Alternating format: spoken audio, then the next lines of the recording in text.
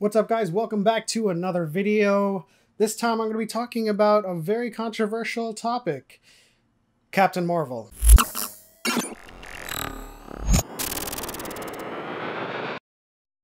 So depending on your side of the aisle, this could be a very unpopular or a very popular opinion.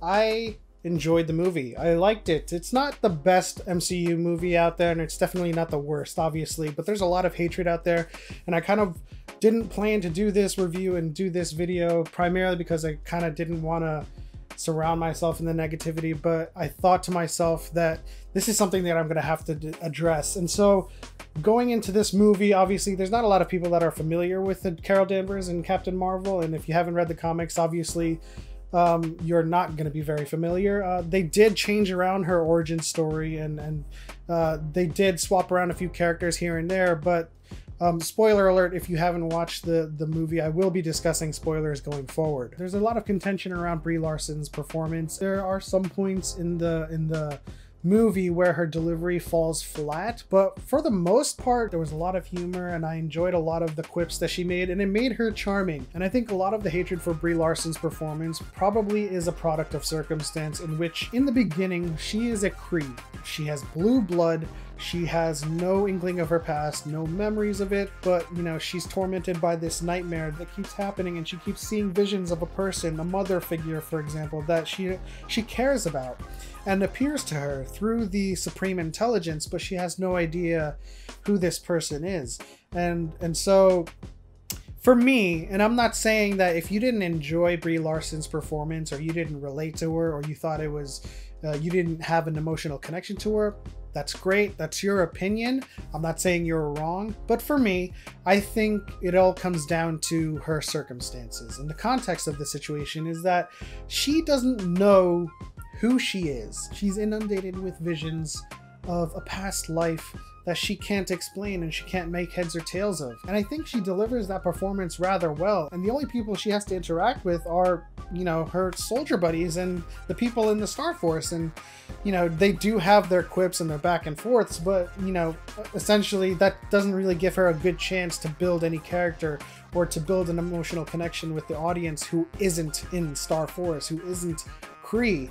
And I think for me, it made sense from a storytelling perspective when you have someone who is unfamiliar with who she is. And from a fundamental standpoint, we are unfamiliar with who she is. Going into the rest of the movie, you know, all of these previous life visions and all of these images of her past life are starting to come together. She's starting to connect the dots with Fury at her side, and she's starting to realize who Mar-Vell was, who Annette Bening was playing, and she's starting to connect the dots of what her role was in the gestalt of all these memories that come streaming back to her when she meets Maria Rambeau and has this connection with her daughter that she didn't know. Maria's daughter came up to Carol and hugged her, and Carol was like, I don't remember you. There was one turning point in the movie where Maria was giving her a kind of a pep talk or a slap to the face, say wake up.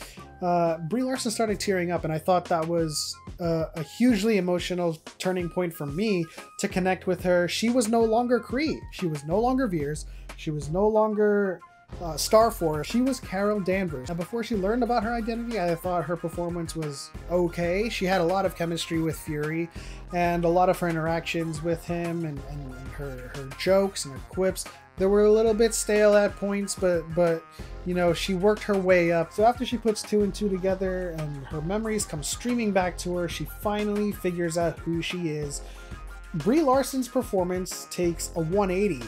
And her emotion kicks in, and you know, you can see her empathy with the refugee, with the Skrull refugees. And can I just point out, that is a huge twist, you know, right there, a villain twist, where we thought Ben Mendelsohn was going to be the huge antagonist, but it's actually the Kree. But we kind of knew that the Kree was going to be villains, you know, because of Ronan the Accuser and Guardians of the Galaxy. We knew at some point there was going to be a shift. I didn't see the Skrull being the victims, and I thought that was a huge twist.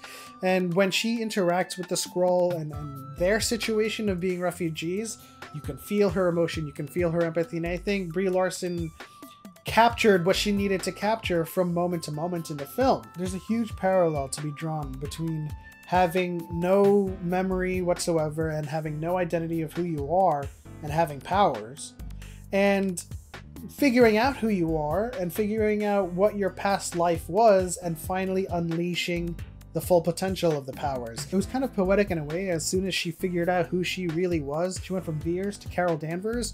She went Super Saiyan and went binary and just let her powers unleash. That moment in the film was just epic. And, you know, Marvel's always going to have those set pieces and they're never going to disappoint in that fashion.